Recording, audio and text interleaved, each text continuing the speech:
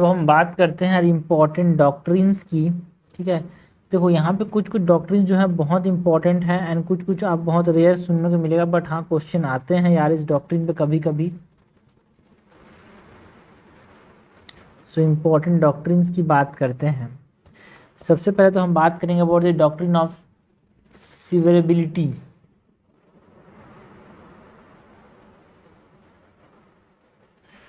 Doctrine of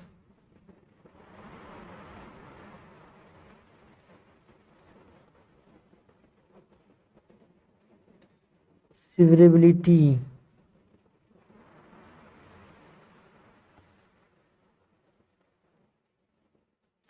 इस doctrine of सिवरेबिलिटी जो है ना, ये क्या बोलते हैं, if a part of law is found to be invalid या फिर unconstitutional,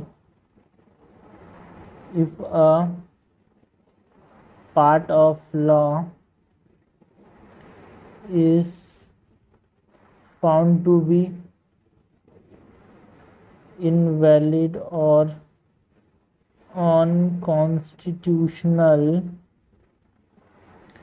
only that specific part is removed। पूरा का पूरा नहीं रिमूव करना है भाई।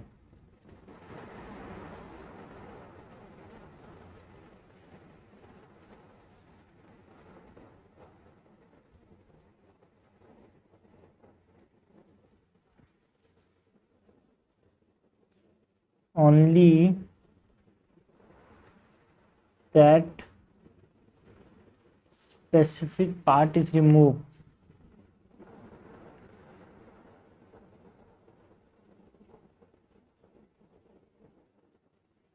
the rest of the law remain in effect।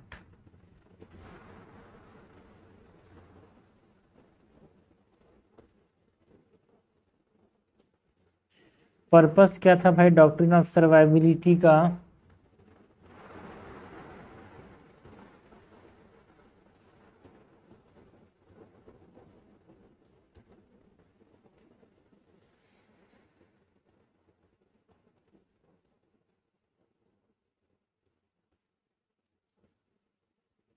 Purpose to save the valid portion of the law rather than striking the entire law।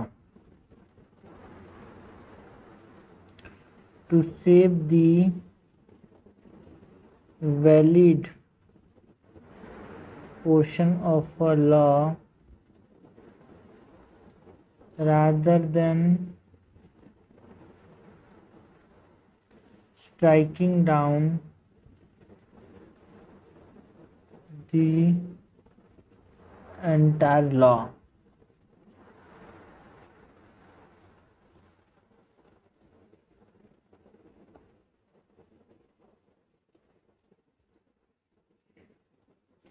इसमें यहाँ पे बात करें अबाउट एक एक गोपालन केस की, तो जो एक एक गोपालन केस है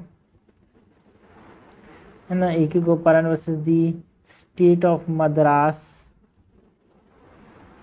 1950 का जो ये केस है ना, जो डॉक्ट्रिन ऑफ जो है ना सिवरेबिलिटी जो है, doctrine of severability was applied and जो सेक्शन 14 है of the preventive detention act 1950 का, उसको स्टक डाउन कर दिया गया। क्यों क्या बोलते हुए कि ये वायलेट करता है आर्टिकल 22 के। पूरा का पूरा नहीं भाई, जो पूरा पूरा प्रिवेंटिव डिटेंशन है उसको पूरा पूरा स्टक डाउन नहीं किया गया, बस इसका जो सेक्शन 14 है उसी को स्टक डाउन किया गया।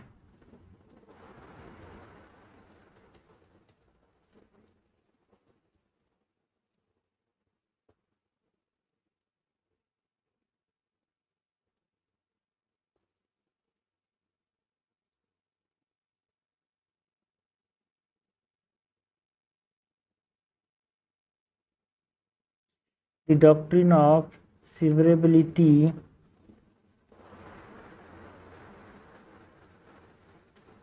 was applied to strike down section 14 of the preventive detention Act of 1950 as it violated Article 22.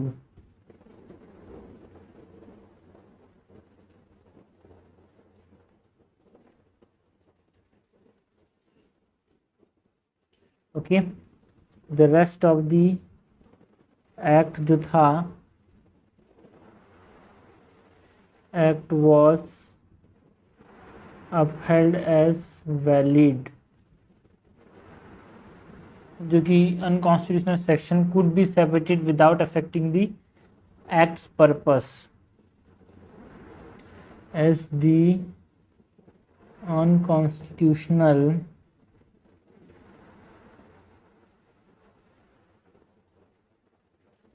section could be separated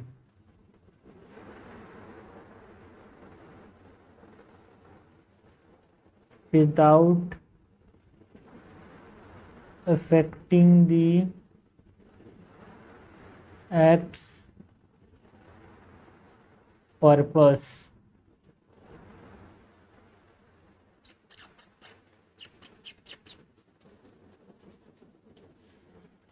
okay, ये हमने बात की about the doctrine of severability की। डॉक्ट्रिन ऑफ सिवरेबिलिटी क्या बोलता है? If a part of the law is to be found invalid और unconstitutional, बस वही पार्ट जो होगा वो रिमूव किया जाएगा, बाकी सब वहीं रहेगा भाई।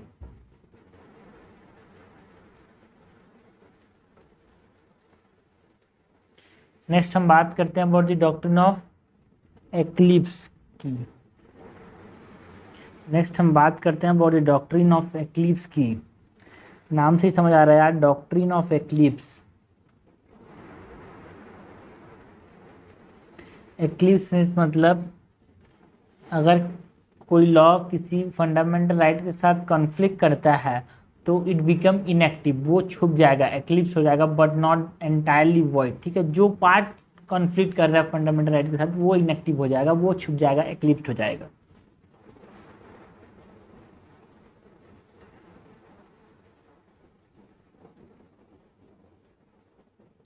Doctrine of eclipse.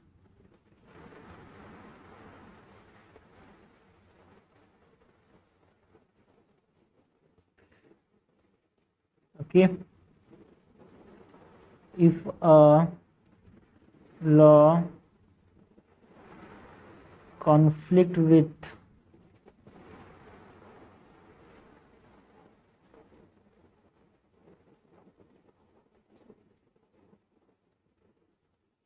fundamental rights,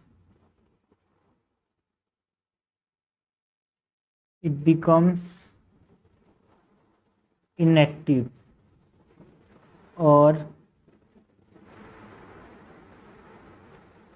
eclipsed, but is not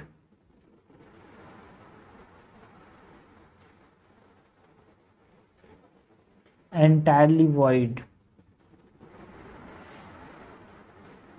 and if the conflict is later resolved, अगर कॉन्फ्लिक्ट को रिजॉल्व करते हैं बाई कॉन्स्टिट्यूशनल अमेंडमेंट तो लॉ बिकम इनएक्टिव अगेन।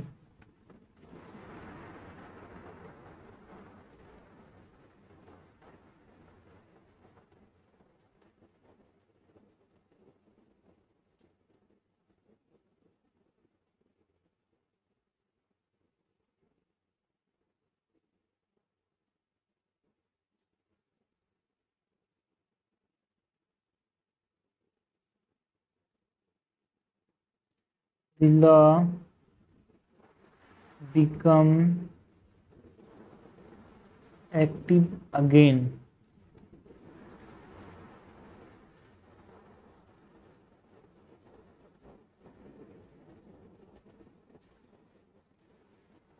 इसका पर्पस क्या था भाई? ये जो डॉक्ट्रिन ऑफ एक्लिप्स है इसके लाने का पर्पस क्या था?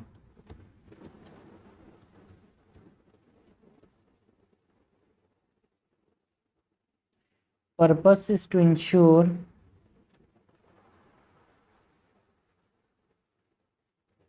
that जो प्री एग्जिस्टिंग लॉज हैं are not entirely invalid but remain dormant until they align with the constitution.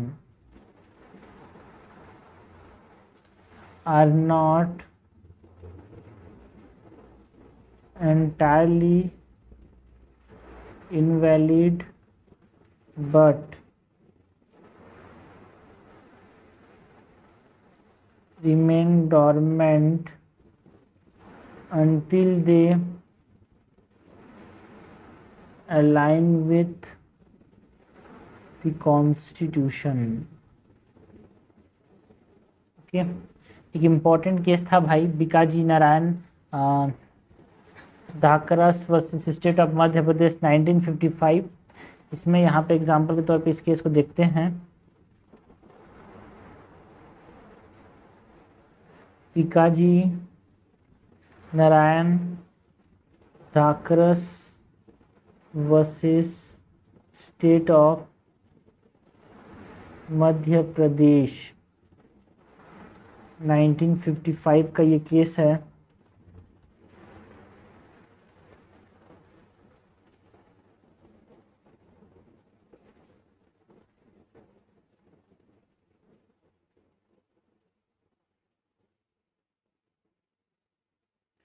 इस केस में क्या हुआ, जो लॉ मेड बनाए गए थे पहले कॉन्स्टिट्यूशन के पहले, वो कॉन्फ्लिक्ट करते थे यार।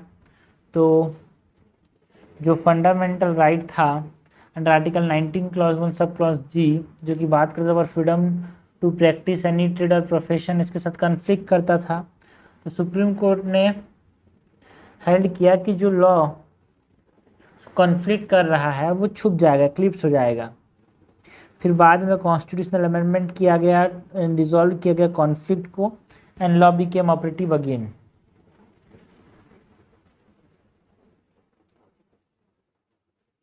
A law made before the constitution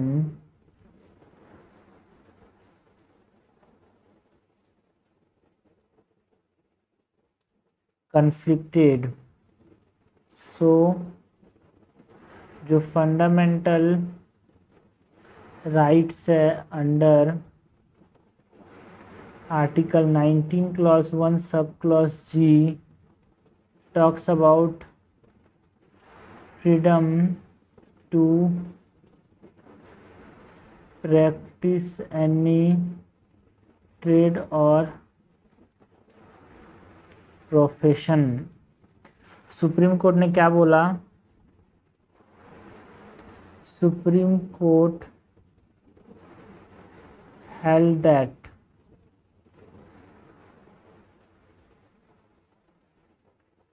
the law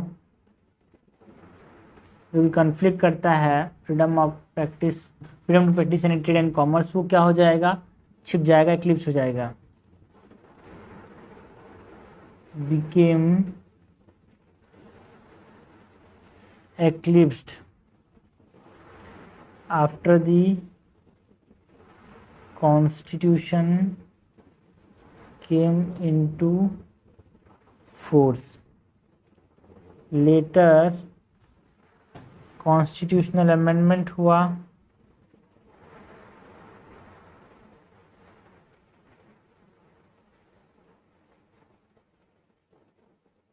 resolved the conflict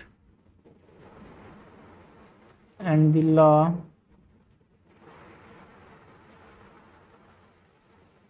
became operative again।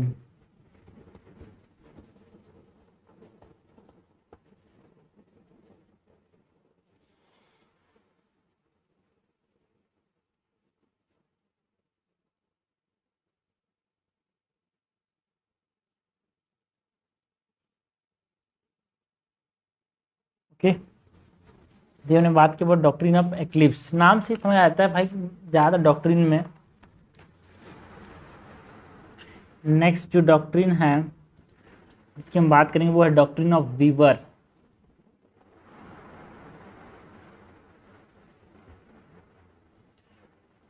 Doctrine of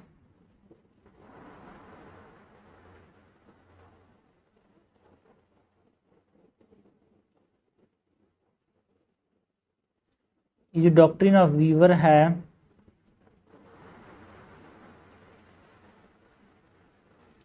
ये डॉक्ट्रिन ऑफ वीवर है, क्या बोलता है भाई? If person can voluntarily give up और एक लीगल राइट या फिर प्रिविलेज को रिलिंक्विश कर सकता है, गिव अप कर सकता है, ये बोलता है doctrine of waiver. A person can voluntarily give up or relinquish a legal right or privilege, ठीक है भाई, वॉलंटरली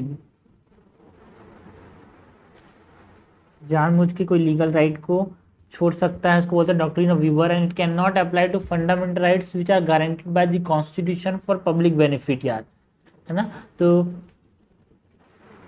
ये जो डॉक्ट्रिन ऑफ वीवर है वो यूएस में अप्लाइड है भाई, कि वहाँ के जो आदमी है वो फंडामेंटल राइट को भी, है ना, गिव अप कर सकते हैं।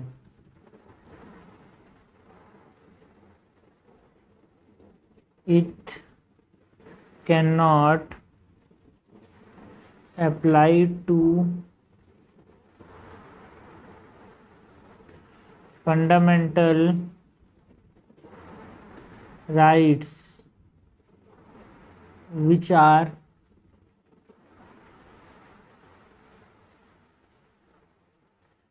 guaranteed by the Constitution for public benefit. जो फंडामेंटल राइट्स पब्लिक बेनिफिट के लिए लागू किए गए हैं उस पर अप्लाई नहीं होता, बट अमेरिका के अंदर अप्लाई होता है।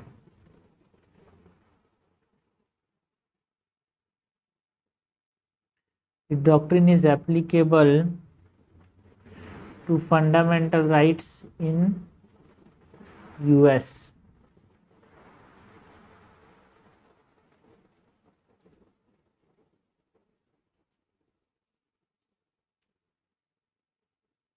एग्जाम्पल की बात करते हैं केस की, जिसमें ओल्गा टेलिस, जो हमने इंपॉर्टेंट सुप्रीम कोर्ट जजमेंट है उसमें हमने बात की है इसकी, जो ये Olga Tellis versus Bombay municipal corporation, ये जो केस था 1985 का,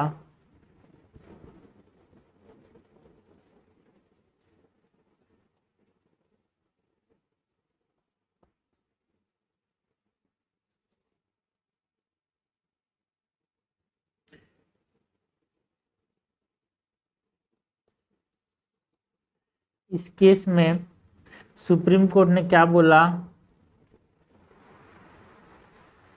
सुप्रीम कोर्ट ने बोला कि person can not waive their fundamental right, है ना, कि right to property and right to life and liberty को छोड़ नहीं सकता, ठीक है। Fundamental rights are meant for a larger public good, है ना, एक तरह से एक इंडिविजुअल चॉइस पे उसको छोड़ा नहीं जा सकता। A person cannot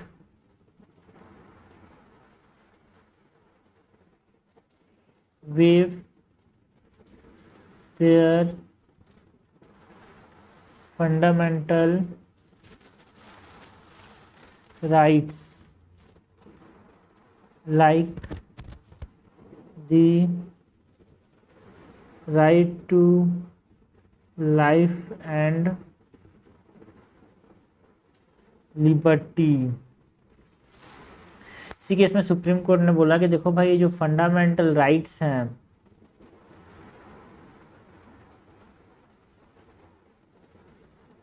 are meant for the larger public good and cannot be surrendered by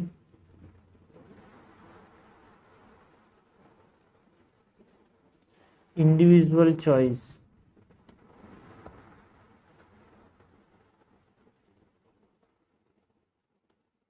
ठीक है, तो ये हमने बात की about doctrine of waiver. Waiver मतलब छोड़ देना। ठीक है, नेक्स्ट हम बात करते हैं about the doctrine of piths and substance की।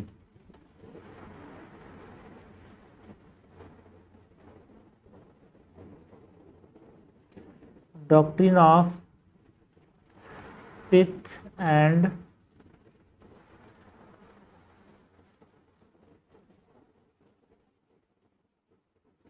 Substance.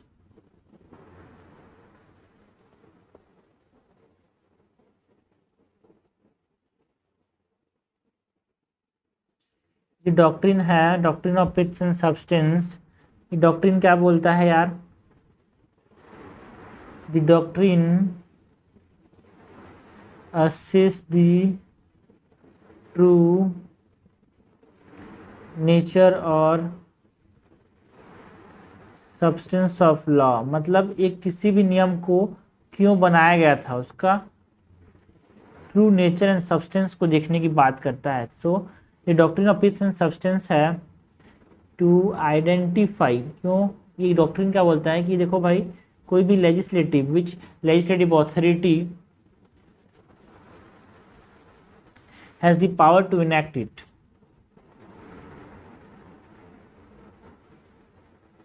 legislative authority, that is union or state, has the power to enact it। उसको ये देखता है।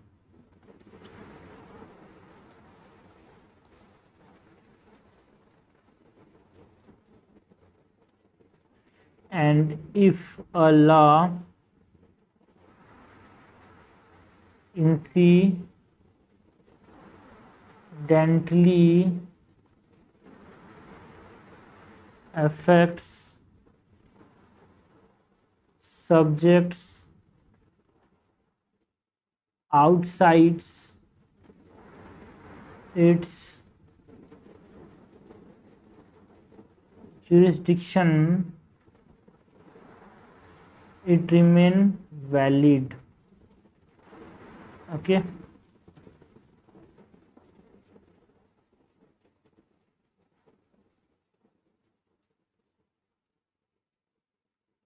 ऐसा कोई लॉ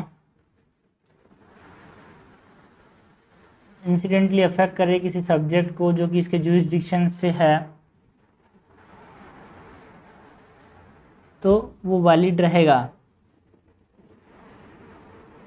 ना, if it's main purpose allied with the authority domain. अगर उसके जिस पर्पस के लिए बनाया गया है उसके साथ अलाइन करता है तो ये रहेगा भाई, वैलिड रहेगा। If main purpose aligns with the authorities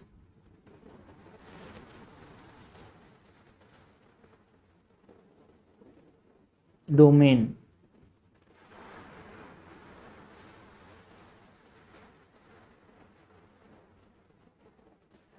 purpose की बात करें कि जो doctrine of piths and substance उसको लाया क्यों गया भाई, उसका पर्पस क्या था? To resolve conflicts arising from the overlapping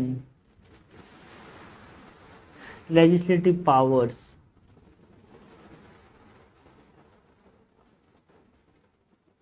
जो सेंटर एंड स्टेट के बीच में, between the union and state legislature के बीच में जो ओवरलैपिंग लेजिस्लेटिव पावर्स थे उसको देखते हुए ये doctrine of peace and substance बनाया गया था कि उनका मेन इंटेंट क्या है ना। आइडेंटिफाई किसके पास वो पावर है कि वो किस लेजिस्लेटिव अथॉरिटी के पास वो पावर है कि वो इसको इनैक्ट कर सके, ठीक है। एंड ये जो doctrine of pith and substance जो है it ensure that laws are evaluated based on their core intent। Main कारण क्या है उनको लागू करने का, तो उसके ऊपर इवेल्युएट करना चाहिए, उसको इंश्योर करता है रादर देन इंसिडेंटल इफेक्ट। आपस में लड़ना नहीं चाहिए उनको, किस पर्पस से ये बनाया गया है उसके ऊपर इसको देखना चाहिए भाई, ये मेन पर्पस इसका। एग्जाम्पल के तौर पे बात करें तो Prafulla Kumar Mukherjee versus the Bank of Commerce 1947 में एक केस था, है ना। इस केस से हमको समझ सकते हैं जो doctrine of peace and substance है उसको Prafulla Kumar Mukherjee versus bank of commerce case of 1947, आज़ाद है उसी साल का ये केस है भाई।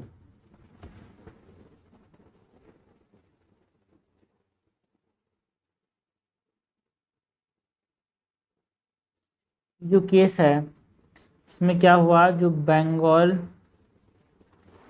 मनी लेंडर एक्ट था 1940 का, है ना, it incidentally affect promissory notes जो कि यूनियन लिस्ट के सब्जेक्ट में आता है। तो कोर्ट ने क्या बोला कि जो एक्ट की जो वैलिडिटी है वो अपहेल्ड किया कोर्ट ने, बिकॉज उसका मेन पर्पस क्या है, was within the state jurisdiction. Bengal money lender जो एक्ट है इसका मेन पर्पस है कि वो स्टेट के जुरिसडिक्शन को अंदर बात करे, सो इसको अपहेल्ड किया। इट इंसिडेंटली, देखो ज़्यादातर ये जो डॉक्ट्रिन्स है ना वो संविधान के बनने से पहले और बनने के बाद जो ओवरलैपिंग चीज़ें हुई, जो दिक्कतें हुई, उनके रिगार्डिंग यहाँ पे ये बनाए गए थे, और ये उनके रिगार्डिंग ये चीज़ों को समझने के लिए कौन सी सही है कौन सी गलत है उसके रिगार्डिंग ये डॉक्ट्रिन्स हैं भाई। So it incidentally affect the promissory note a subject under the union list, तो एक तरह से उसको अफेक्ट कर रहा था। तो जो कोर्ट है उसने क्या बोला, doctrine of piths and substance को अंडर इसको अपहेल्ड किया कि देखो भाई ये जो एक्ट है इस बंगाल मनी लैंडर्स एक्ट है इसको अपहेल्ड किया और बोला कि जो एक्ट है वो वैलिड है, बिकॉज ठीक है ये प्रोमिसरी नोट्स को अफेक्ट कर रहा होगा, बट इसका प्रोमिसरी नोट्स को अफेक्ट करना इसका मेन इंटेंट नहीं है भाई। The main purpose was within the Bengal jurisdiction, Bengal state के जुरिसडिक्शन के अंदर आता है।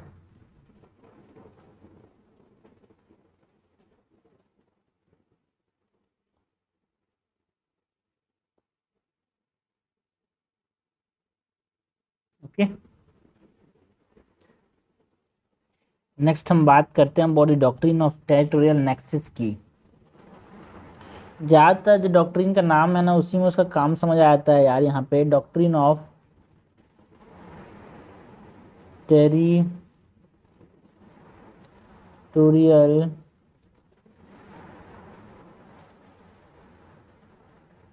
Nexus,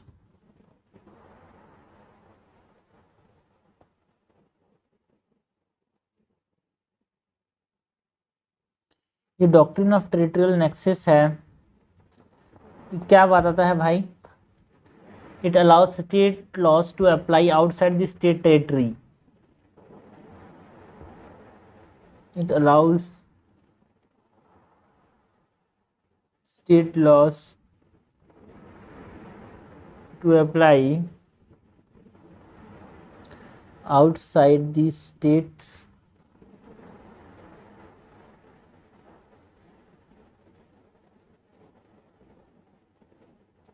territory if there a sufficient connection between the state and the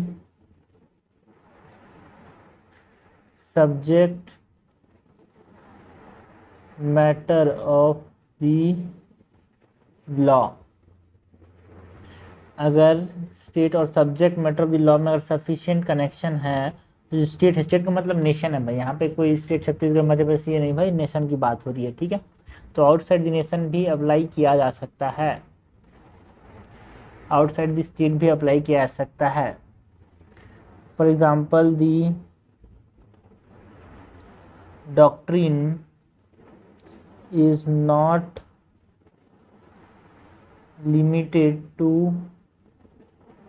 tax laws and can also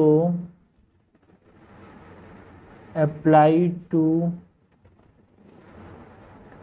other laws as long as a real and relevant territorial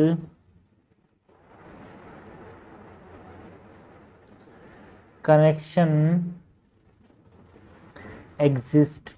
ठीक है, ये doctrine of territorial nexus जो है सिर्फ और सिर्फ tax loss के लिए ही लिमिटेड नहीं है भाई, है ना, और ये बहुत सारी चीज़ों के लिए एप्लीकेबल है अगर टेरिटोरियल कनेक्शन हो रहा है तो, like gambling tax, charitable trust.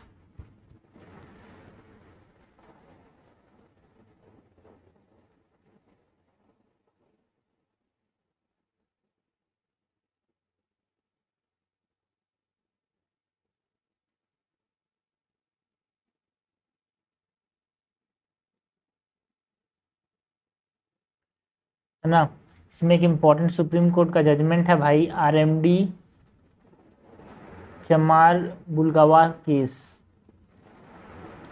RMD चमार बुगवाला केस ऑफ 1957। ये जो आरएमडी चमार बुगवाला केस ऑफ 1957 है, इस केस में क्या हुआ, सुप्रीम कोर्ट ने अपहेल्ड किया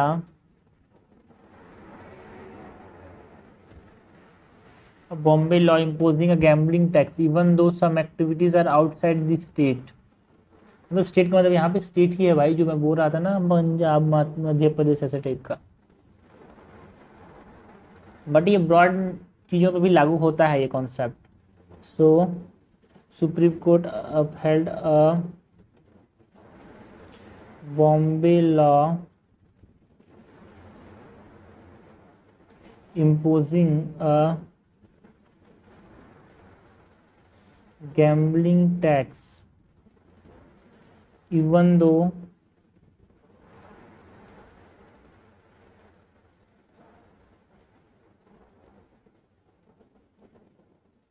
some activities were outside the state।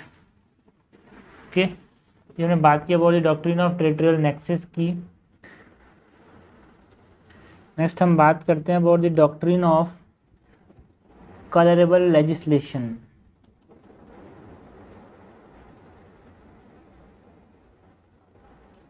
Doctrine of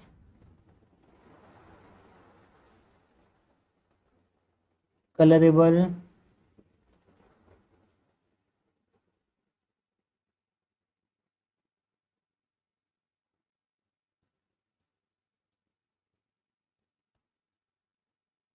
doctrine है, doctrine of colourable legislation.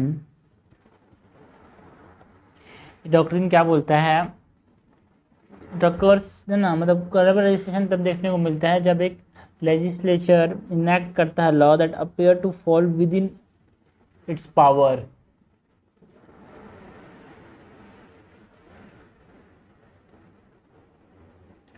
it occurs when a legislature enacts a law that appears to fall within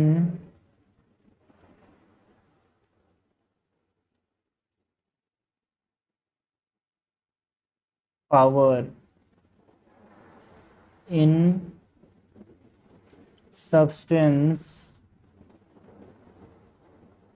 अगर ये एक्सीड कर रहा है इट्स जुरिसडिक्शन, है ना, using a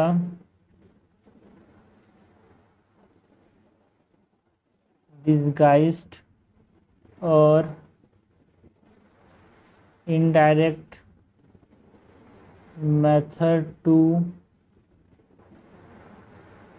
bypass constitutional limits. In substance exceeds its jurisdiction using a disguised or indirect method to bypass constitutional limit. ठीक है, colour level legislation में क्या करता है, कोई भी लेजिस्लेचर जो है ना, ऐसा नियम बनाता है कि वो उसके लिमिट के अंदर आए, बट इन सब्सटेंस, इन मतलब एक तरह से असलियत में तो वो उसके जुरिसडिक्शन को एक्सीड करता है।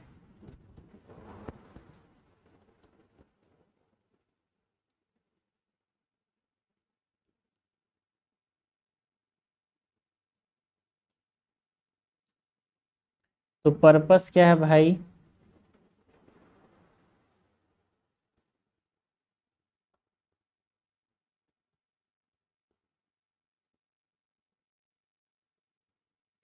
डॉक्ट्रिन का पर्पस क्या है, दी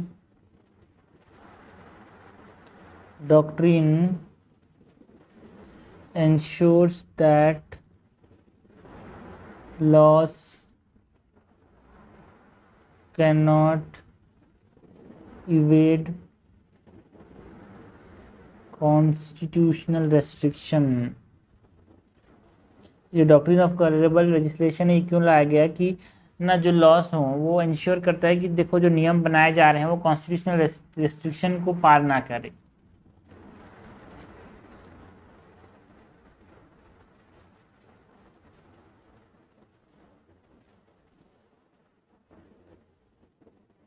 थ्रू फॉर्म और प्रीटेनेंस।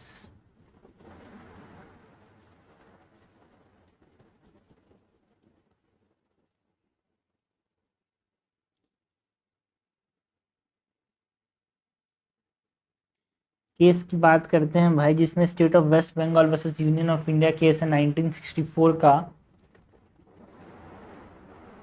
State of waste Bengal versus union of India case of 1964।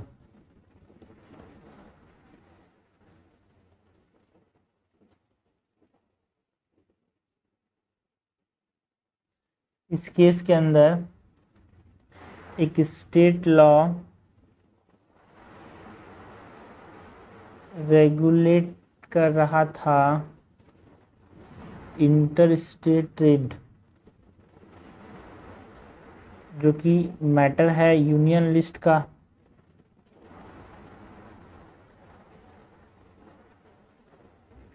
तो इसको स्टक डाउन कर दिया गया as a colourable registration because it infringe कर रहा था, है ना, मतलब स्टेट ने इस प्रकार से नियम बनाए जो कि है ना इंटर स्टेट ट्रेड को अफेक्ट करे, तो उसको स्टक डाउन कर दिया गया भाई, बिकॉज वो इन्फ्रिंज कर रहा था यूनियन के जुरिसडिक्शन को, बिकॉज यूनियन लिस्ट में आता है ना inter state trade. Struck down as colourable legislation as it infringed on the union's jurisdiction।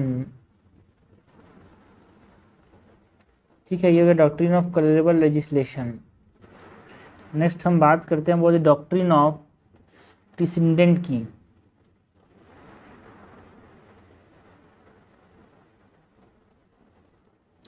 Doctrine of precedent जो है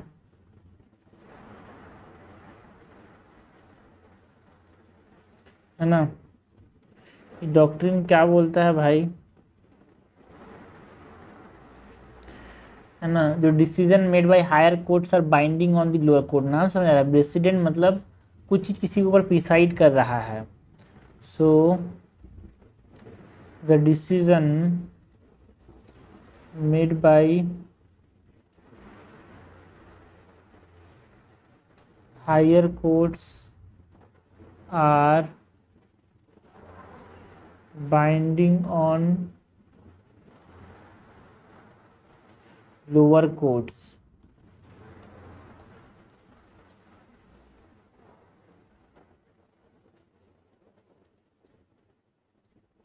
It ensures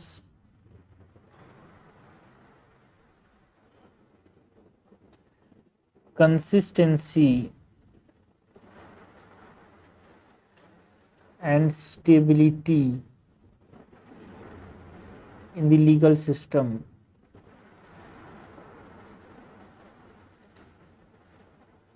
by following previous ruling.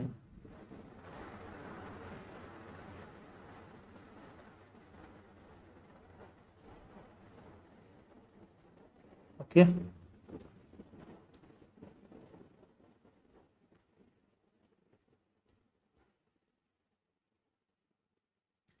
Purpose क्या था भाई इसका, है ना, जो डॉक्ट्रिन ऑफ प्रेसिडेंट लाने का पर्पस क्या था।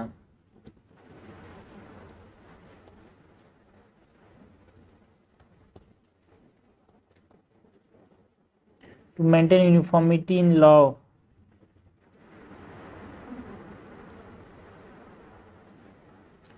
to maintain uniformity in the law, ensuring that similar cases are decided in a similar manner, providing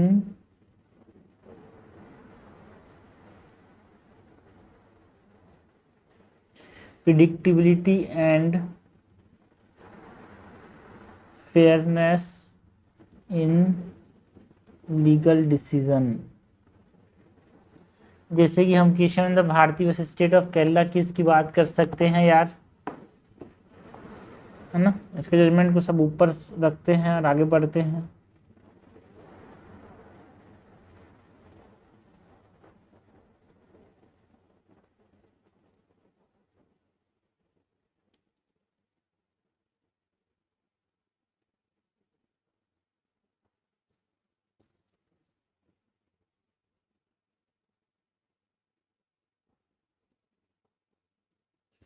तो ये हमने बात की अबाउट डॉक्ट्रिन ऑफ प्रेसिडेंट की। नेक्स्ट हम बात करते हैं अबाउट डॉक्ट्रिन ऑफ रिपग्नेंसी की। डॉक्ट्रिन ऑफ रिपग्नेंसी की बात करते हैं यार। डॉक्ट्रिन ऑफ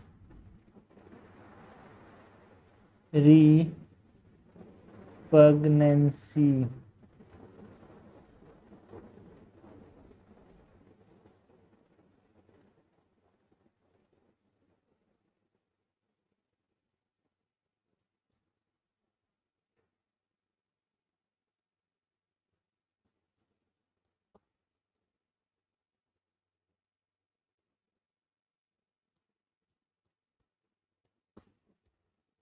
जो डॉक्ट्रिन है, doctrine of रिपग्नेंसी,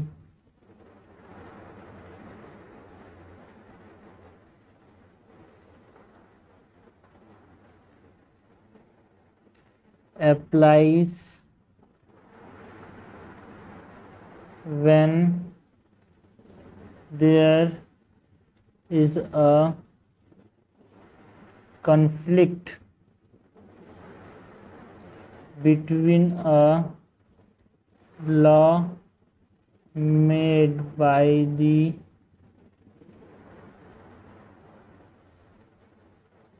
parliament and a law made by a state legislature, है ना। कोई पार्लियामेंट ने कोई नियम बनाया उस पे, और जो स्टेट लेजिस्लेचर ने जो नियम बनाया उस पे अगर कोई रिपग्नेंसी हो, ठीक है, कोई कॉन्फ्लिक्ट हो मतलब, तो यहाँ पे ये अप्लाई होता है। एंड ये डॉक्ट्रिन क्या बोलता है भाई, both of the law deals with the same subject, then parliament law prevail over the state law. If both laws deal with the same subject, the parliament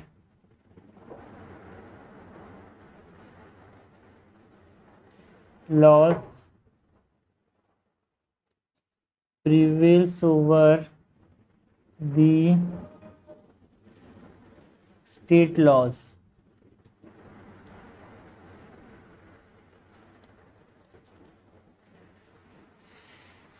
okay, example के तौर पे हम state of waste Bengal versus union of India case की बात कर सकते हैं। State of waste Bengal versus union of India case of 1963।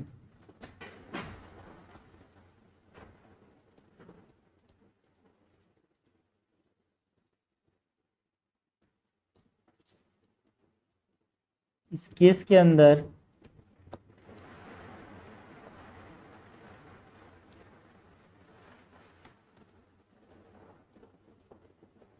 Supreme court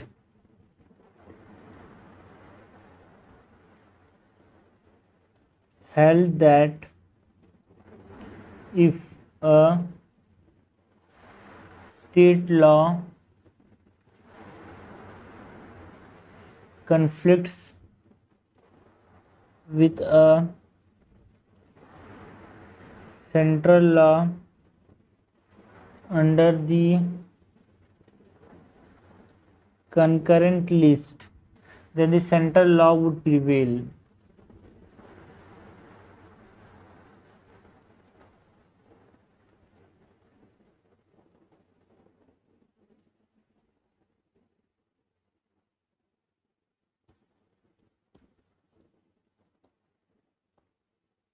Okay, next doctrine is the doctrine of prospective overruling.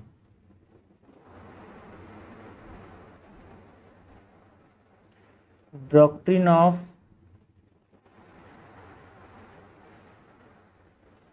prospective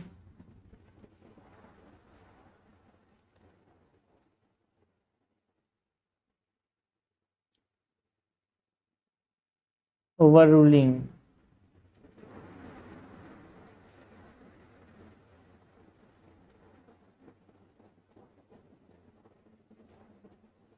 okay, ये जो डॉक्ट्रिन है और prospective ओवररूलिंग, ये अलग जो डॉक्ट्रिन है ये अलाउ करता है कोर्ट को to overrule an earlier decision,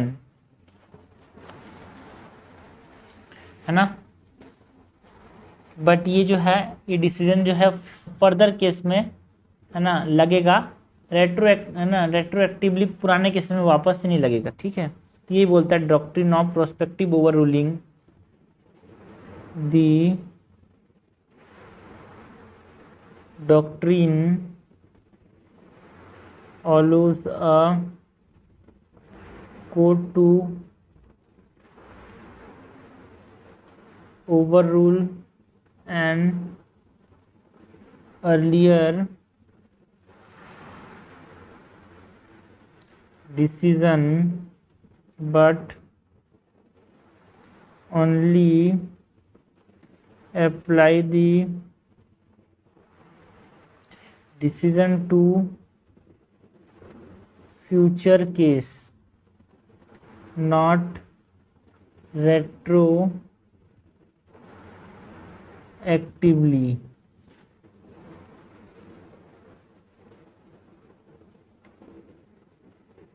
doctrine of prospective ruling लाने का पर्पस क्या था भाई?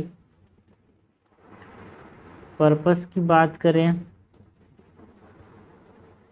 सो पर्पस इज टू, ये डॉक्ट्रिन है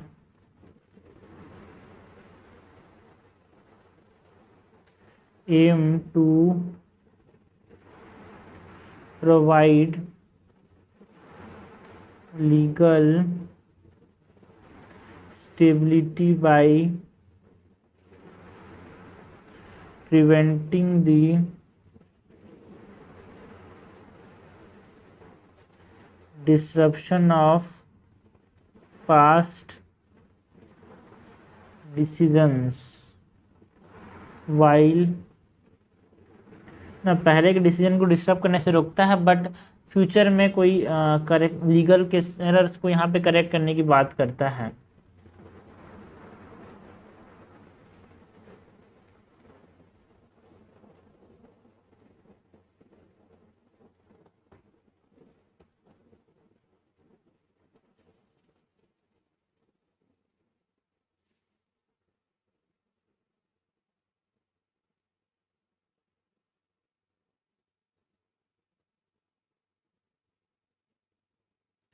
गोलकनाथ केस में यहाँ पे ये अप्लाई किया गया था। जो गोलकनाथ केस था ऑफ 1967, इस केस ने क्या बोला कि जो फंडामेंटल राइट्स हैं they can not be amended यार।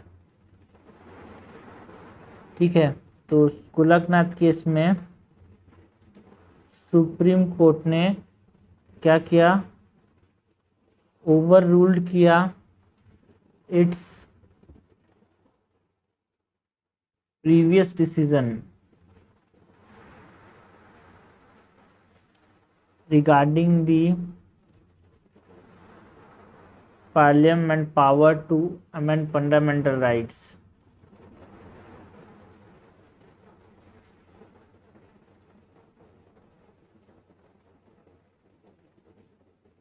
पहले बोला था कि फंडामेंटल राइट्स को अमेंड कर सकते हैं, बट गोलकनाथ केस में क्या किया है ना, नहीं अमेंड कर सकते बोला सुप्रीम कोर्ट ने।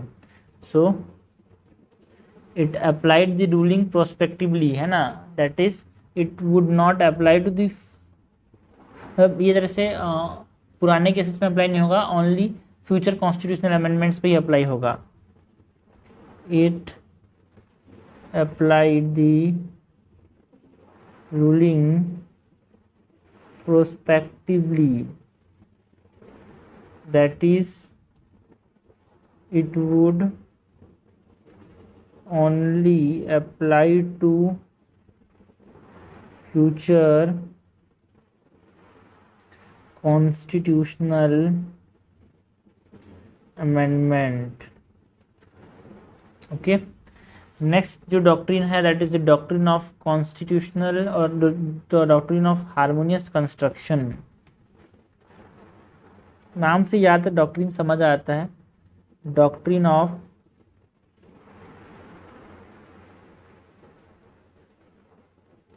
Harmonious construct.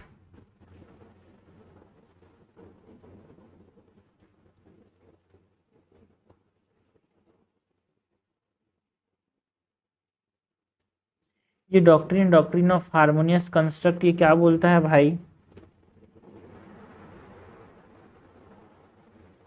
ना ये इंश्योर करता है दैट जो conflicting provisions of the constitution है are interpreted together to avoid contradiction and give effect to both. conflicting provisions in the constitution are interpreted together to avoid contradiction and give effect to both.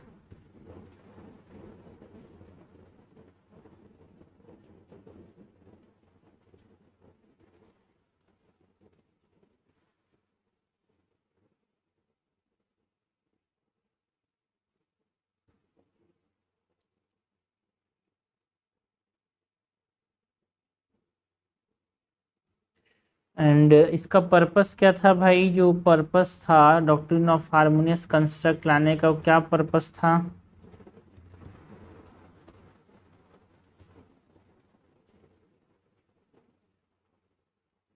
AIIMS to reconcile apparent conflict, assuming no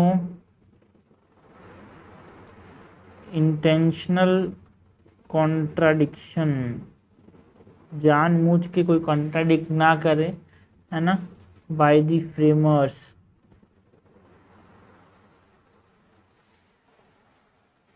and ensure all provisions are meaningful. Ensure all provisions are meaningful. For example जो Kesavananda Bharati case 1973 का, उसमें supreme court ने harmonise किया fundamental rights and DPSPs को to show that both serve as same social goal. दोनों समाज सेवा करने के लिए ही बनाए गए हैं.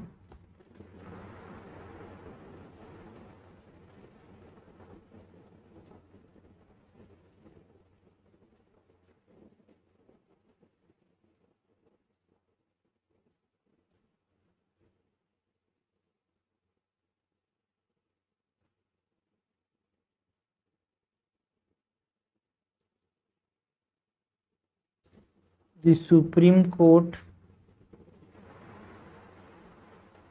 harmonized fundamental rights and DPSPs to show that both serve the same social goals. ठीक है, तो ये हमने डिफरेंट डॉक्ट्रिन्स की बात किया है ना. इससे पहले तो हमने बात की डॉक्ट्रिन ऑफ सेवरेबिलिटी की, देन डॉक्ट्रिन ऑफ एक्लिप्स की, देन डॉक्ट्रिन ऑफ वेवर की बात की हमने.